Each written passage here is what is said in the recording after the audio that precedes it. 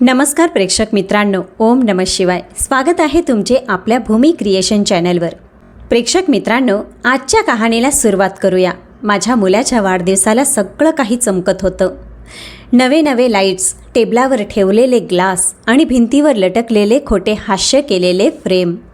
तेवढ्यात माझी नात माझ्या जवळ आली. माझे मनगट धरून म्हणाली, आजोबा चला आत्ताच जाऊया, आत्ताच. तिच्या बोटांचा स्पर्श थंडगार होता, पण तिचा आवाज इतका ठाम होता की माझ्या आत काहीतरी हालून गेले. मी तिला कुजबुजलो, का बाळा? ती तिच्या पापण्यांमागे लपलेल्या घाबरलेल्या भावनेने म्हणाली, फक्त माझ्यावर विश्वास ठेवा, कृपया चला. 60 किंवा 65व्या वर्षीही मी सहज घाबरत नाही, पण त्या क्षणी मला वाटले की जर मी तिचे ऐकले नाही तर असे काहीतरी घडेल जे आयुष्यभर कधीही सुधारू शकणार नाही. खोलीत हळुवारपणे संगीत चालू होतं. आमच्या भोपाळच्या रस्त्यावर असे भव्य सेटअप फारच दुर्मिळ पाहायला मिळतात. स्वादिष्ट व्यंजनांचा सुगंध, वडीलधाऱ्यांच्या मृदू संभाषणाने एक अनोखा गोंधळ उडाला होता. माझा मुलगा वरुण आज 40 वर्षाचा झाला होता. तो पाहुण्यांना ग्लास देत होता. माझी सून नीता, तिच्या चेहऱ्यावर तेच मोजकं हास्य होतं, सावधगिरीने बोललेले शब्द, आणि दर 10 मिनिटांनी माझ्या हातात एक नवीन पेय आणून देत होती. बाबा फक्त एक छोटा ग्लास. नीता तिसऱ्यांदा म्हणाली, आज एक खास प्रसंग आहे, तुम्ही कसे नकार देऊ शकता? मी हसून म्हणालो, 2 घोट पुरेसे आहेत सुनबाई. वयाचा विचार करणेही महत्त्वाचे आहे. पण तरीही तिने एक बारीक ग्लास माझ्याकडे सरकवला. ही रेड वाईन आहे बाबा, ती पचायला हलकी आहे आणि तुमचे जेवणही पचवू शकते. राहुल जवळ आला आणि म्हणाला, बाबा रात्रीचे जेवण तयार होईपर्यंत मी तुम्हाला वरच्या मजल्यावरील मास्टर बेडरूम दाखवतो. मी नवीन बाथरूम फिटिंग्स बसवल्या आहेत, भोपाळमधील सर्वात प्रीमियम. त्याने प्रीमियम ह्या शब्दावर जोर दिला. मी त्याच्या चेहऱ्यावरील तेज ओळखले. प्रत्येक नवीन प्रीमियम शब्द बोलताना त्याच्या डोळ्यात येणारं तेज. आज कुठेतरी 1 घंटा वाजली. आत्ताच का? खाली पाहुण्यांना केटरर्स सेवा देत होते आणि त्याला मला आत्ताच बाथरूम दाखवायचे का आठवले. मी हसून म्हणाले, आता नाही, नंतर पाहूया. आधी आपण सर्व प्रोग्राम व्यवस्थित पार होऊ देत. नीताने माझा ग्लास पुन्हा पटकन भरला. 1 घोट. बाबा, अहो आज रोहनसाठी फार मोठा दिवस आहे.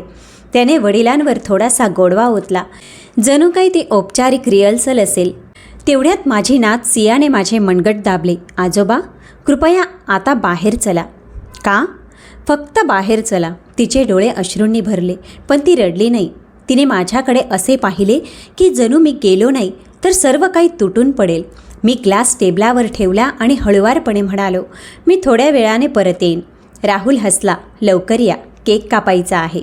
सिया आणि मी ड्रॉइंग रूममधून बाहेर पडलो. अंगणात गेलो. अंगणाची ट्यूबलाईट मंद होत होती, ती चमकत होती. बाहेर मार्चच्या संध्याकाळची थंडी आकाशात उतरत होती. हलका वारा शेजारच्या फुलांच्या सुगंधात मिसळत होता. दूरवर ट्रेनचा हॉर्न वाजला. मी दाराजवळ थांबलो आणि कुजबुजलो. आता सांग बाळा, काय झाले? आता सर्व काही ठीक नाही आहे आजोबा, ती पटकन म्हणाली. काल रात्रीपासून मला काही गोष्टी ऐकायला येत आहे. आई आणि बाबा तुम्हाला काही कागदपत्रांवर सही करायला सांगणार आहेत. ते वरच्या मजल्यावर पाहुण्यांच्या खोलीत तुमची वाट पाहत आहेत. माझ्या कानात एक हलकासा आवाज आला. कागदपत्रे? कोणती कागदपत्रे? पॉवर ऑफ अटर्नीसारखे काहीतरी, आणि दुकानाच्या भागीदाराच्या हस्तांतराबद्दल काहीतरी. आई म्हणत होती, त्या माणसाला जास्त मद्यपान करू देऊ नका, फक्त त्यांच्या हाताने सही होईल एवढे पुरेसे आहे. आजोबा कृपया चला बाहेर जाऊया. मी उसासा टाकला. माझा घसा कोरडा पडला. मी दारावरून वळून ड्रॉइंग रूममध्ये पाहिले. नीता माझ्याकडेच पाहत होती. तिच्या ओठांवर ते परिपूर्ण हास्य होते. राहुल एका पाहुण्याशी मोठ्याने बोलत होता, जोरात हसत होता, पण त्याचे डोळे दर 2 मिनिटांनी माझ्याकडे वळत होते, जसे घड्याळाचे काटे वेळेवर निश्चित करतात. माझे हृदय शांत झाले, जसे मी रस्त्यावर काम करताना शिकलो होतो. जेव्हा खूप आवाज येतो तेव्हा तुमचे मन पूर्णपणे बंद करा. मी तेच केले. मी म्हणालो, ठीक आहे सिया, आपण बाहेर जाऊ, पण आधी आईबाबांना काही सांगू नको. तू फक्त आपल्या खोलीत जा, अभ्यासाचं नाटक कर. मी निघालो. तू फोन सायलेंट ठेव आणि वाट बघ. सियाने मान डोलवली. हो आजोबा. तिने माझा हात सोडला, पण डोळ्यांनी नाही. चेहऱ्यावर एकाच वेळी आराम आणि भीती होती. मी बूट घातले, कोट घेतला आणि परत ड्रॉइंग रूममध्ये गेलो. राहुलला मोठ्याने म्हणालो, राहुल, मी जरा बाजारात चाललो आहे, मला औषध घ्यायचं आहे. राहुलने आश्चर्याने विचारलं, बाबा आत्ताच? केक कापायचा आहे, फक्त 10 मिनिटं. मी हसून म्हणालो, म्हातारपणी वेळेवर औषधही महत्त्वाची असतात. नीता पुढे आली. मी कोणाला पाठवते, तुम्ही का त्रास करून घेताय? नाही सुनबाई, मी हलकेच नकार दिला. मी जवळच जातो. ती एक क्षण स्तब्ध झाली आणि परत हसली. ठीक आहे, लवकर या. मी मान डोलावली. दरवाजा उघडला. बाहेरची हवा एकदम सुलभ वाटली, साधी, थंड.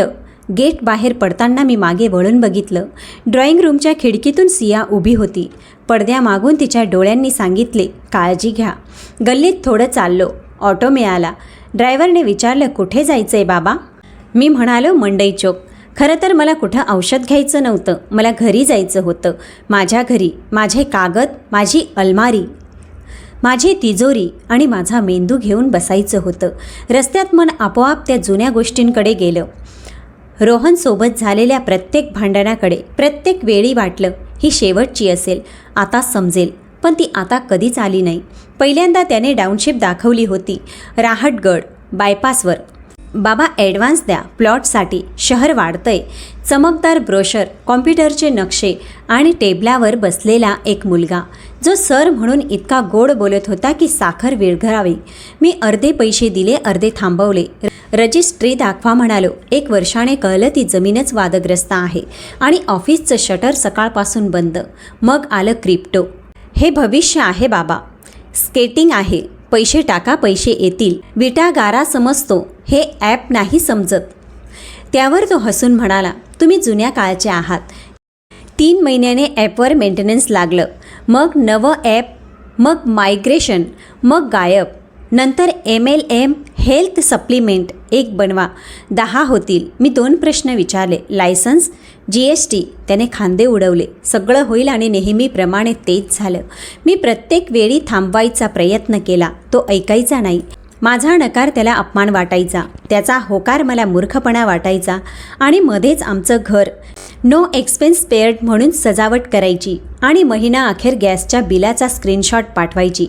बाबा टाईम्स टाईट आहेत, थोडी मदत करा. ऑटोने मंडई चौकात सोडलं. मी दुसरी रिक्षा घेतली आणि थेट घरी आलो. माझ्या घराचा दरवाजा उघडताच जो वास येतो, हळद, लाकूड, धूप, तो माझ्या मनाला शांत करतो. पण आज शांत केलं नाही. मी सर्वात आधी तिजोरी उघडली. देशपांडे कन्स्ट्रक्शन्स अँड हार्डवेअरची पार्टनरशिप डीड, दुकानाचा करार, बँकेची जुने स्टेटमेंट्स, टॅक्सचे कागद, सगळे एक एक करून बाहेर काढले. मग एक रिकामी वही उघडली आणि वर लिहिलं, वेळ, तारीख, घटना. हात आपोआप लिहित गेला. मंगळवार रात्री घरी भांडण, बुधवार सकाळी 4ही टायर पंक्चर, शनिवार वाढदिवस, शनिवार संध्याकाळी पाजणे, वर बोलावणे, शनिवार रात्री सियाचा इशारा, power of attorney plus transfer डीडचा प्लॅन. मी पेन ठेवला, डोळे बंद केले. मेंदू विचारतोय, खात्री आहे? मी उत्तर दिलं, खात्री नाही, पण संकेत अगदी स्पष्ट आहेत. बुधवार सकाळचं दृश्य आठवलं. माझ्या गाडीचे 4ही टायर सपाट, प्रत्येक टायरच्या साईड वॉलमध्ये आत खुपसलेले खिळे. मी बोट फिरवून बघितलं होतं. ते खिळे माझ्याच दुकानातले होते. तेव्हा वाटलं कोणा मुलाचा नटखटपणा असेल, पण आता ते नटखटपणा वाटत नव्हता. मी घड्याळ बघितलं, 8:30. सियाला फोन लावला. तिने लगेच उचलला. आजोबा पोहोचलात? हो बाळा, तू बरी आहेस ना? हो. मी आईला सांगितलं अभ्यास करायचा आहे. ते केक कापतायत, बाबा वर खाली करतायत. गेस्ट रूमची लाईट लागली आहे. मी विचारलं, कोणाकोणाची चाऊल आहे? 3 जणांची. एक वकिलासारखा मोठी फाईल घेऊन, एक टेबलावर नोटरी स्टॅम्प ठेवलंय आणि एक अनोळखी माणूस, कदाचित साक्षीदार. फोनच्या पलीकडे तिचा श्वास धापा टाकत होता. तिने कुजबुजलं, आजोबा, आईबाबा विचार करत होते की तुम्ही थोडे जास्त प्यायलात तर सगळं सहज होईल. आणि म्हणत होते, वयस्क लोक लवकर थकतात, सही करून देतील. हे शब्द माझ्या कानात सुईसारखे टोचत होते, पण त्या वेदनेने मला विचलित केलं नाही. उलट स्थिर केलं. मी हळूच म्हणालो, बाळा तू शांतपणे खोलीत राहा, कोणाशी डोळे भिडवायची गरज नाही. कुणाला काही विचारलं तर अभ्यास करतीये असं सांग, मी इकडे सगळं सांभाळतो. आजोबा प्लीज पोलिसांना आत्ता बोलवू नका, तुझ्या आईबाबांचा मान राखेन बाळा. मी फोन ठेवला आणि थेट अभ्यासिकेत गेलो. कपाटातून जुन्या कुरिअर रसीदांचा फोल्डर काढला. राहुलच्या सगळ्या जुन्या डील्सचे कागद मी जपून ठेवले होते. कोणत्या नावाने किती पैसे गेले, कोण साक्षीदार होता, कोणते आश्वासन दिले होते. मी 3 नावं लिहिली जुन्या गुंतवणूकदारांची. एक कापड व्यापारी, एक निवृत्त बँक मॅनेजर आणि एक CA जे आमचे ग्राहक होते. त्यांच्याकडे फोटोकॉपी जातील. एक शब्द शिवीगाळ नाही, एक आरोप नाही, फक्त तारीख, रक्कम आणि सही. या शहरात बातमी अशीच पसरते. तथ्य आपोआप बोलतात, फक्त त्यांना नीट पॅक करून पाठवावं लागतं. मी 3 मोठे लिफाफे तयार केले. बाहेर फक्त माहितीसाठी असं लिहिलं, आत 2 ओळी, कृपया संलग्न कागदपत्रे पहा, आपल्याला जे योग्य वाटेल तशी मते बनवा. मग एक पत्र लिहिलं, पिनॅकल फायनान्शियल HR विभाग, विषय एथिक्स कन्सर्न. नेहा नीताच्या फिनान्शियल फर्ममध्ये क्लायंट रिलेशनशिप हँडल करते. त्यांना कठोर शब्द नाहीत, फक्त इतकंच, एका ज्येष्ठ नागरिकावर दारूच्या नशेत अनुचित प्रभाव टाकून कायदेशीर हक्क मिळवण्याचा प्रयत्न. कुटुंबाच्या आर्थिक दुरुपयोगाचा प्रकार, कृपया तपासणी करावी. हे सगळं लिहिताना माझा हात थरथरला नाही, कारण मी बदला घेत नव्हतो. मी सीमा रेखाटत होतो, आदराने, स्पष्टपणे, कायदेशीररित्या. घड्याळात 9 वाजायला 5 मिनिटे बाकी होती. मी एक फोल्डर बंद केलं, दुसऱ्याला क्लिप लावली. तेव्हाच राहुलचा फोन आला. मी उचलला. बाबा कुठे आहात? केक कापला आहे, सगळे विचारतायत तुम्हाला. तुम्ही असे मध्येच. त्याच्या आवाजात बनावटी प्रेम होतं, पण आता मी प्रत्येक वळण ओळखू शकतो. बाळा औषध घेऊन घरी परतलो, दमलोय, झोपतो. अरे असं कसं, फक्त 5 मिनिटं, या ना. मग वर. त्याने वर चुकून जास्त जोर दिला आणि मग स्वतःला सावरलं. म्हणजे पाहुण्यांना भेटायचं होतं. मी शांतपणे म्हणालो, उद्या सकाळी बोलू. वाढदिवसाच्या खूप खूप शुभेच्छा बाळा, देव तुला समज देईल.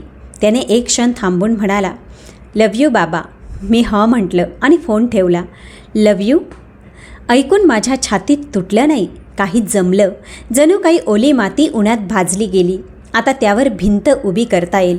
मी कुरिअरवाल्याला फोन लावला. 3 पाकिटं उद्या सकाळच्या पहिल्या डिलिव्हरीत हवी. तो म्हणाला, होईल साहेब, कॅश ठेवा. मी म्हणालो, ठेवली आहे.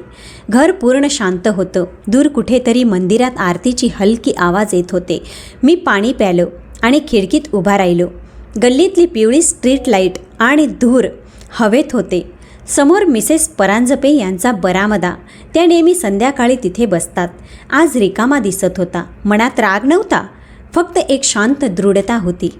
बुधवार सकाळी टायर पंक्चर झाल्याची गोष्ट. तेव्हा मी स्वतःला सांगितलं होतं, मुलांचा काहीतरी खोडकरपणा असेल. पण त्या संध्याकाळी मिसेस परांजपे काही बोलता बोलता थांबल्या होत्या. काल एक गोष्ट बघितली, पण सोडा. कदाचित उद्या सकाळी त्या सगळं सांगतील. आणि जर नाही सांगितलं तरी पुरावे पुरेसे आहेत. ती रात्र मी लाईट बंद करून झोपलो, तर झोप लागली नाही. मन सतत धागे जोडत होतं.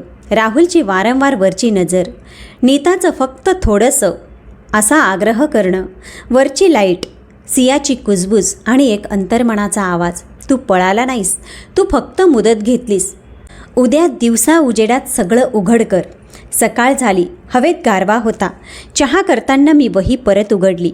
पहिल्या पानावर लिहिलं होतं, योजना, सत्याचे दस्तावेज, शांत भाषा, स्पष्ट सीमा. मी बदला नाही घेतोय, माझे हक्क वाचवतोय, माझ्या मेहनतीचा मान परत मागतोय आणि सर्वात महत्त्वाचं म्हणजे माझ्या नातीच्या डोळ्यातला विश्वास टिकवतोय. 9 नंतर दरवाजावर टकटक झाली. मी समजलो कुरिअरवाला आला असेल. मी 3 पाकिटं हातात घेऊन शेवटी त्यांचं वजन बघितलं. कागदाचं वजन, सत्याचं वजन. आजच पोहोचवा. कुरिअरवाला म्हणाला, हो साहेब. दरवाजा बंद होताच नीताचा फोन वाजला. मी उचलला. बाबा, काल तुम्ही असे निघून गेलात. राहुलला खूप वाईट वाटलं. रात्रभर झोपला नाही तो. आज संध्याकाळी भेटूया. तसंही वर. वाक्य अधुरं सोडलं आणि हसली. म्हणजे मुलांच्या खोलीचे पडदे लावलेत, तुम्हाला आवडतील, मी म्हणालो. आज नाही सुनबाई, मी काही कागदपत्र नीट करतोय. ती एक क्षण गप्प झाली. मग तितक्याच गोड आवाजात, ठीक आहे बाबा, जेव्हा तुम्हाला वेळ असेल तेव्हा सांगा. मी खुर्चीत बसलो तर खुर्चीने हलकी चीक केली. बाहेर गायींच्या गळ्यातील घंटा वाजत होत्या. खोलीत फक्त माझा श्वास आणि भिंतीवरची घड्याळ. मी ड्रॉवरमधून दुसरी फाईल काढली. दुकानाचं GST, बँक नॉमिनेशन आणि नोटरीकृत स्टेटमेंट की कोणत्याही प्रकारचा ट्रान्सफर माझ्याशिवाय होऊ शकत नाही. हे सगळं आधीही करू शकत होतो, पण म्हातारा होणं याचा अर्थ सतत हो म्हणत राहणं असा नाही. म्हातारा होणं म्हणजे जे खरं आहे ते न ओरडता बोलून सांगणं आणि जे हक्क आहे ते न घाबरता घेणं. दरवाजावर पुन्हा टकटक झाली. यावेळी जरा जोरात, जणू कोणाला आत येण्याचा हक्कच मिळालाय असं वाटत होतं. मी दाराच्या छिद्र्यातून पाहिलं. राहुल आणि मागे नीता. दोघांच्या चेहऱ्यावर हसू नव्हतं. त्यांच्या डोळ्यात ते होतं जे काल रात्री नव्हतं. ती घाई, तो घाबरटपणा आणि ती जिद्द. मी कडी वाजवली. मी कडी उघडली, पण दरवाजा पूर्ण नाही. फक्त एवढा की चेहरे दिसतील. या, मी म्हणालो, आपण बसून बोलू. ते आत आले. राहुलने खुर्ची ओढली तर हात थोडा थांबला, जणू स्वतःला सावरतोय. नीताने पर्स टेबलावर ठेवली आणि जीप उघडतात आत नोटरी स्टॅम्पची कागदाची चमक दिसली. नेहाने खूप सहज होण्याचा प्रयत्न केला. बाबा, काल तुम्ही अचानक निघून गेलात. आम्हाला बरं वाटलं नाही. केक कापताना तुमची आठवण येत होती. खरं तर आपण एकच कुटुंब आहोत ना. मी तिची बोलणं तोडलं नाही. ती पुढे म्हणाली, तसं एक छोटासा कागद आहे. औपचारिकता आहे की दुकानाच्या काही जबाबदाऱ्या राहुल हाताळेल. तुम्ही थकून जाता. आणि तिने कागद बाहेर काढला. राहुलने तिच्याकडे बघितलं. डोळ्यात अपेक्षा की मी कालच्या वाईनसारखंच आजही सहज हो म्हणेन. मी अतिशय शांतपणे म्हणालो, कागद टेबलावर ठेव, आधी बोलून घेऊ. नीताने कागद ठेवला. वर मोठ्या अक्षरात, पेसिफिक पॉवर ऑफ अटर्नी. मी शब्दावर बोट ठेवून वाचू लागलो. हस्ताक्षर करणार महेशराव देशपांडे. माझं नाव. माझा विश्वास एका क्षणासाठी थांबला नाही, फक्त लांबला. नीता हसून म्हणाली, फक्त एक सही की काम सोपं होईल. तुम्ही आराम करा, बाकी राहुल बघेन. राहुल हळेच म्हणाला, बाबा, माझ्यावर विश्वास तर आहे ना. मी कागदाकडून नजर वर करून थेट त्याच्या डोळ्यात पाहिलं. आयुष्यात मी कितीतरी वेळा विटांमध्ये योग्य सिमेंट भरून भिंत उभी केली आहे, पण आज पहिल्यांदा मला वाटलं की मला माझ्याच घरात आणखी एक भिंत उभी करावी लागेल, जी मला पडण्यापासून वाचवेल. मी अतिशय हळू, स्पष्ट शब्दात म्हणालो, विश्वास हा शब्द नाही बाळा, हा हिशोब आहे. जमा आणि बाकी.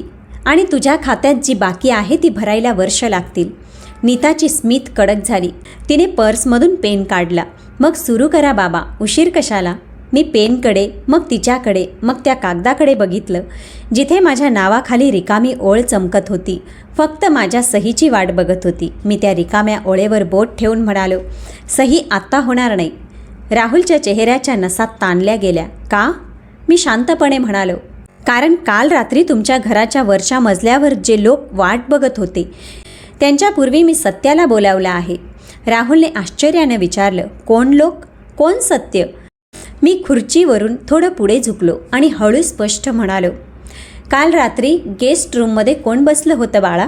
नीताच्या बोटांची पकड पर्सच्या चेनवर घट्ट झाली. तिच्या गळाची नस हलकी फुगली. खोलीत 3 सेकंदाची शांतता पसरली आणि त्या शांततेत दरवाजावर आणखी एक टकटक झाली, हळुवारपणे, जणू कोणी साक्ष द्यायला आलं आहे. मी दरवाजाकडे बघितलं आणि मी बाहेर बरामद्यात पाहिलं. एक सावली हलत होती आणि मला माहीत होतं की ती सावली आत आली की कालचं वरचं आज सगळ्यांसमोर खाली येईल. आणि नेमक्या त्या क्षणी माझ्या टेबलावरच्या त्या स्पेसिफिक पॉवर ऑफ अटर्नी त्यावरची माझी बोटं हळूच बाजूला सरकली, कारण आता बोलण्याची वेळ माझी नव्हती, सत्याची होती. दरवाजावर पुन्हा टकटक, हळू पण स्थिर. मी राहुल आणि नीताकडे एकदा बघितलं. दोघांच्या चेहऱ्यावर तणावाचं ते मिश्रण होतं, जिथे खोटं आणि भीतीचं एक मिश्रण होतं. नीताने पर्सची जीप बंद केली, पण हात कापत होता. बाबा, इतक्या सकाळी कोण असेल? राहुलने विचारलं, पण त्याच्या आवाजात कुतूहलापेक्षा जास्त चिंता होती. मी दरवाजापर्यंत जाऊन हलकेच उघडलं. बाहेर मिसेस परांजपे होत्या, पांढऱ्या शॉलमध्ये गुंडाळलेल्या. त्या शांत, सतेज नजरा होत्या त्यांच्या. नमस्कार, त्या म्हणाल्या. थोड्या वेळासाठी त्रास देते. या ना, आत या. त्या आत आल्या तर त्यांची नजर थेट नीताच्या पर्सकडे, मग कागदाकडे, मग माझ्याकडे गेली. काल काही सांगायचं होतं, त्या हळू श्वास घेत म्हणाल्या. पण घरात पाहुणे होते म्हणून राहिलं. आता सांगते. राहुलची मान झटकन वर आली. कोणती गोष्ट? स्वर चढला. हळू बोल राहुल, मी म्हणालो. आधी ऐक. मिसेस परांजपे यांनी कोणत्याही नाटकीपणाशिवाय सांगितलं. त्या रात्री जेव्हा तुमच्यात आणि तुमच्या वडिलांमध्ये भांडण झालं होतं, मी बरामद्यात बसले होते. राहुलला तुमच्या घरातून बाहेर पडताना पाहिलं. त्याने तुमच्या गाडीच्या 4ही टायरजवळ वाकून काहीतरी केलं. मला वाटलं हवा बघतोय, पण दुसऱ्या दिवशी कळलं सगळे टायर पंक्चर. मला वाईट वाटलं की तेव्हाच येऊन सांगितलं नाही. खोली एकदम स्तब्ध झाली. राहुलचे श्वास वेगाने चालू लागले. नीता हळूच म्हणाली, आंटी, कदाचित तुमचा काही गैरसमज झाला असेल. गैरसमज? नाही सुनबाई, मिसेस परांजपे यांनी मध्येच टोकलं. मी गेली 30 वर्ष या गल्लीत राहते. कोणाला ओळखायला मला प्रकाशाची गरज नाही. आणि मी राहुलला लहानपणापासून बघत आहे. राहुलने खुर्ची मागे ढकलली. तुम्ही सगळे मिळून माझ्यावर आरोप करताय. मी शांत स्वरात म्हणालो, आरोप नाही बाळा, हे वर्णन आहे. आणि हे वर्णन तेव्हापासून तयार होतंय जेव्हापासून तू आपल्या अपयशांना माझ्या विश्वासाने झाकत आलायस. नीताने वातावरण सावरायचा प्रयत्न केला. बाबा, काहीतरी गैरसमज झाला असेल, त्याबद्दल माफी मागते. पण आज सकाळी फक्त औपचारिक कागदावर बोलायला आलो होतो. मी तिचे शब्द पकडले. औपचारिक? Power of attorney? कधीच औपचारिक नसते सुनबाई. तो हक्क असतो. आणि हक्क कपट करून नाही तर विश्वासाने मिळवला जातो. मी मिसेस परांजपे यांचे आभार मानले. त्या म्हणाल्या, मी फक्त खरं बोलते. आता तुम्हाला जे योग्य वाटेल ते तुम्ही करा. आणि त्या निघून गेल्या. दरवाजा बंद होताच मी रात्री तयार केलेली फाईल उचलली. आता तुम्ही दोघंजण ऐका, मी म्हणालो. तुमच्या प्रत्येक फसवणुकीचे दस्तावेज माझ्याकडे आहेत. केवळ माझ्यासाठी नाही, ज्यांचे तुमच्यामुळे पैसे बुडालेत त्यांच्यासाठी सुद्धा. नीताने हसण्याचा प्रयत्न केला. बाबा, तुम्ही आम्हाला ब्लॅकमेल करणार? ब्लॅकमेल नाही, पारदर्शकता. जितकं तुम्ही लपवलं तितकंच. मी फाईल उघडली आणि 3 नावं वाचली. राकेश वर्मा, तुमच्या टाउनशिप स्कीममध्ये 20 लाख गमावले. प्रवीण, क्रिप्टो ॲपमध्ये 10 लाख रुपये. हेल्थ सप्लिमेंट MLMमध्ये 8 लाख रुपये. या तिघांना मी आज सकाळी तेच कागद पाठवले आहेत ज्यात तुमच्या सह्या आणि बँक ट्रान्सफर आहेत. आता सगळ्यांना कळेल की जलद पैसे कसे उडाले. रोहनच्या चेहऱ्याचा रंग गेला. तुम्ही माझ्या विरुद्ध लोकांना भडकवत आहात. नाही बाळा, मी फक्त सत्य दाखवलं जे कोणी बघू इच्छित नाही. नीता हळूच म्हणाली, तुम्हाला वाटतंय हे करून तुम्हाला आराम मिळेल? आराम नाही, मी म्हणालो, संतुलन मिळेल. तिने पर्स उचलली आणि बाहेर पडायला निघाली. मी थांबवलं. थांबा, अजून एक गोष्ट बाकी आहे. मी कपाटातून दुसरा लिफाफा काढला. पिनेकल फायनान्शियल HR विभाग. हे काय? नीताने विचारलं.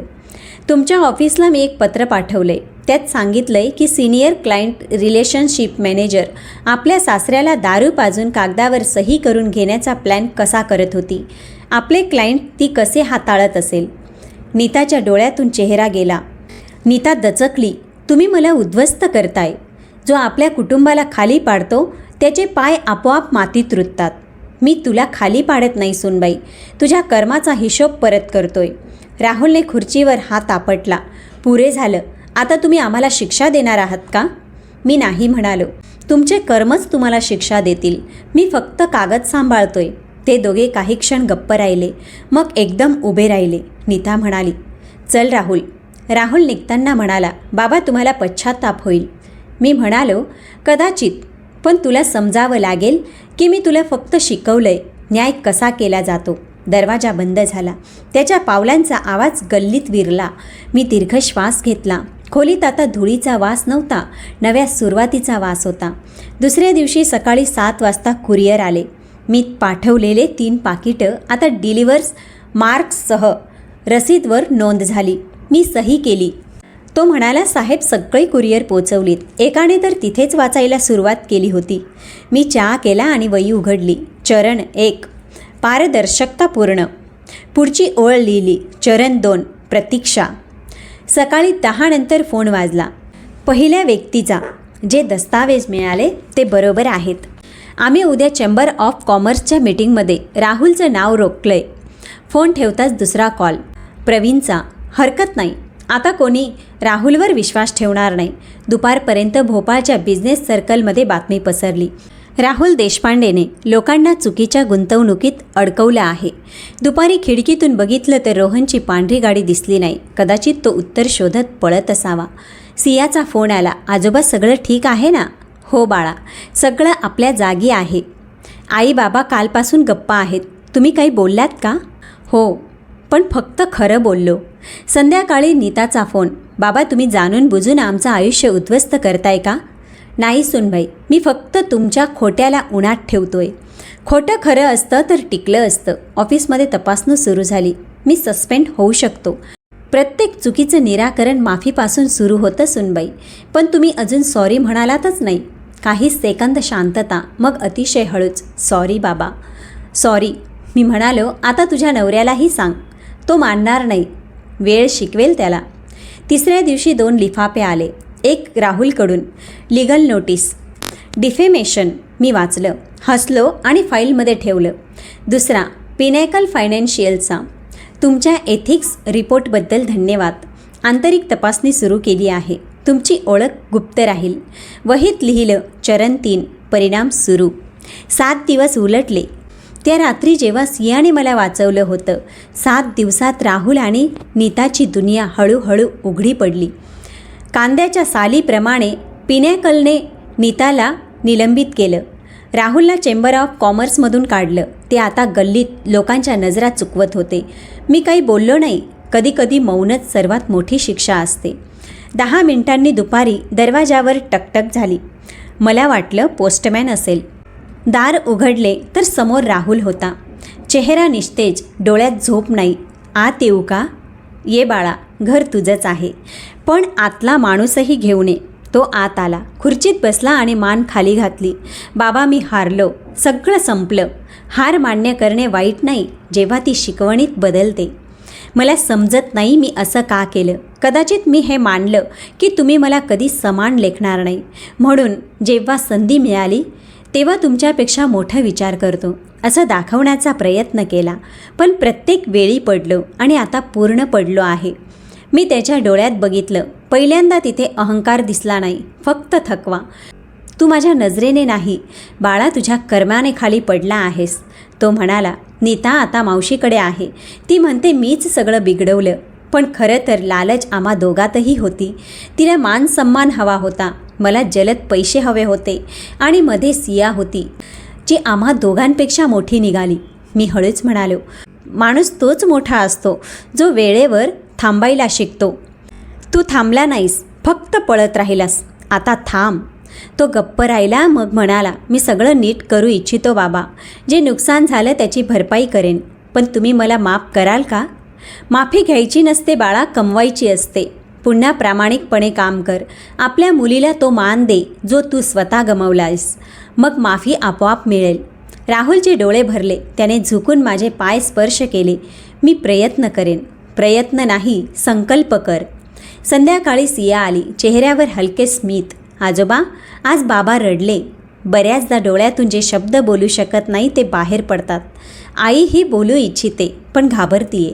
पण कदाचित यायला तयार होईल. घाबरत येणारा खरं बोलतो. सांग, दरवाजा उघडा आहे.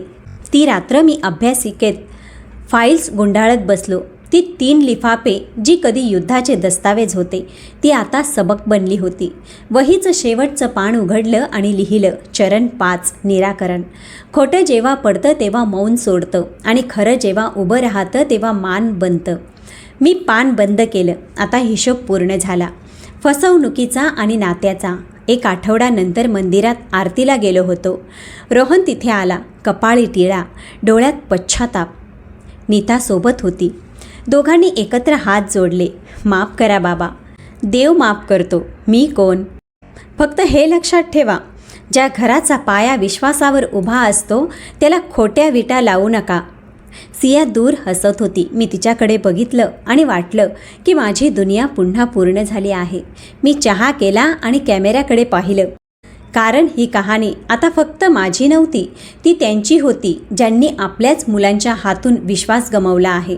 मी दीर्घ श्वास घेऊन म्हणालो, मित्रांनो, जर तुम्हाला वाटत असेल की खरं बोलल्याने नातं तुटतं, तर लक्षात ठेवा, खरंच ते गोंद आहे जे खरे नातं जोडतं.